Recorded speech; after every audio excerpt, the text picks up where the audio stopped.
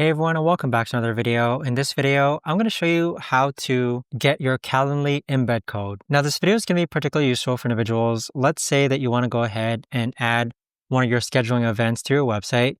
How do you actually go ahead and get your embed code so that you can put that onto your website? Now, this video is going to be short, sweet, and simple, guys. There's not going to be a lot of steps involved.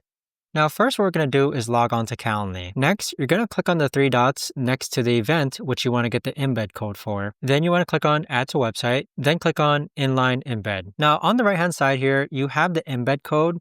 So you can place this code in your HTML where you want your Calendly widget to appear. So you can either highlight everything and copy it, or simply just click on Copy Code. Now, when we go ahead and upload or paste this is what the embed code looks like, and there you have it. But that right there, guys, is the best and easiest way that I know of to actually go ahead and get your Calendly embed code. If you guys know of a better or easier way to actually do this, let me know in the comments down below. I would love to know. Thanks so much for watching, everyone, and I'll see you guys all in the next video.